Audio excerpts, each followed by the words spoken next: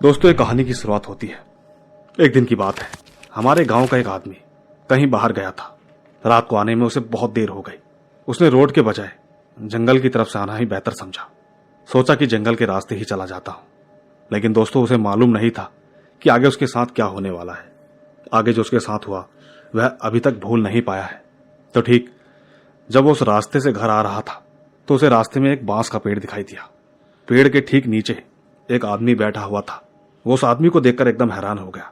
सोचने लगा कि इतनी रात को यह आदमी यहां क्या कर रहा है। खैर, उसने बिना ध्यान देते हुए आगे चलने की कोशिश की। लेकिन जब पीछे से आवाज आई कि रुको, मेरी एक मदद कर दो, पर वो आदमी बिना ध्यान देते हुए आगे की ओर चलता रहा। थोड़ी ही देर में वो आवाज दोबारा आई कि मैंने कहा ना रुको, तुम्हें समझ नहीं आता। दोस्तों, इसके बाद उन्होंने वो गलती करी जो कि उन्हें नहीं करनी चाहिए। उसके हाथ में कुल्हाड़ी भी थी। वो कहने लगा कि तुम मेरी मदद करोगे। उस आदमी ने कहा कि तुम कौन हो और कहां से आए हो, गांव का नाम तो बताओ। क्या तुम रास्ता भूल चुके हो? मैं तुम्हें तुम्हारे घर छोड़ दूं? सामने खड़ा आदमी बस एक ही चीज बोलता रहा कि क्या तुम मेरी मदद करोगे।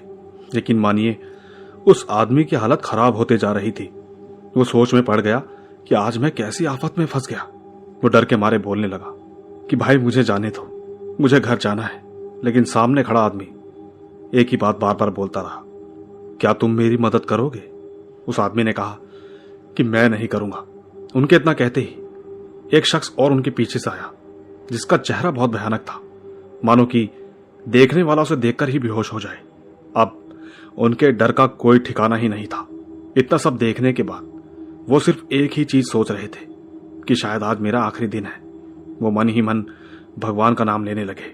उसी बीच अचानक से एक और काला साया आ रहा था। उस वक्त उनकी बिल्कुल भी हिम्मत नहीं थी पीछे मुड़कर देखने की। वो एकदम सुन्न पड़ गए, क्योंकि अब उन्हें कुछ भी नजर नहीं आ रहा था।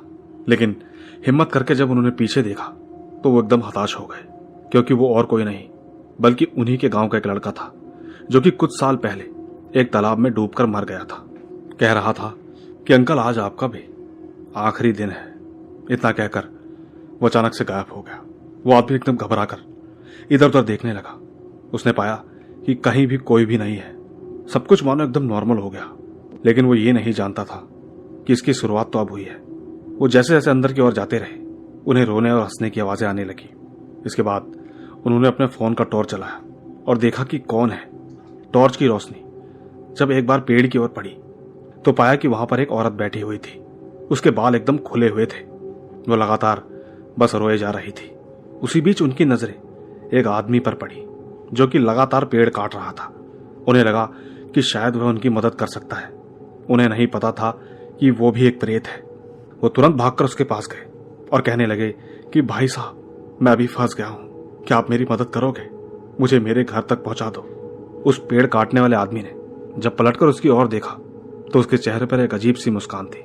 कहने लगा कि तुम भी आज यहीं मरोगे। दूसरी तरफ घर वाले कि आखिर वो कहां रह गए, किस हालत में होंगे, अब तक घर नहीं पहुंचे। घर वाले तुरंत घर से बाहर निकल पड़े, ये देखने कि आखिर वो कहां रह गए। कुछ लोग मेन रास्ते की तरफ से गए और कुछ जंगल की तरफ से। पूरा छानबीन करने के बाद वो कहीं नहीं मिला। दोस्तों, तब मैं तकरीबन 12 साल का था। मुझे तो इन सब चीजों के बारे में मालूम भी नहीं था।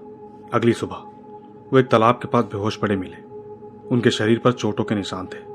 घर लाने के बाद जब उनसे पूछा गया तो उन्होंने जो कुछ भी बताया, यकीन मानिए, उनकी किसी भी बात पर मुझे बिल्कुल यकीन नहीं आया। तब से लेकर अब तक पूरा गांव डरता है। कोई उस जंगल के रास्ते से आने की हिम्मत तक नहीं करता। हम अक्सर सीधे रास्ते से जाना पसंद करते हैं, जंगल से बिल्कुल नहीं जाते। ये सब सोचकर मैं बहुत डर जाता हूं, क्योंकि ये एक ऐसी घटना है जो अब तक किसी के समझ में नहीं आई। बाकी दोस्तों, मैं जानता हूं कि आपके दिमाग में क्या चल रहा होगा। आपको ये लगा होगा कि शायद चोर और डाकू होंगे, लेकिन मैं दावे के साथ कह सकता हूं कि वो सब कुछ नहीं थे, क्योंकि ये बात उस समय की है जब इंसान के पास पैसे भी नहीं होते थे। और जिस तरीके से उन्होंने इस घटना के बारे में बताया, उससे तो साफ साफ पता चलता है कि वो कोई चोर नहीं थे। पर खैर, आपको क्या लगता है नीचे कमेंट्स में जरूर बताइएगा।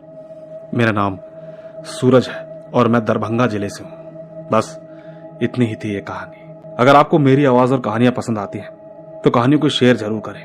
मैं यूं ही मिलता रहूंगा आपसे इसी तरह की रोमांच भरी रहस्यमयी कहानियों के साथ। बस तब तक आप अपना और अपने परिवार का ख्याल रखें।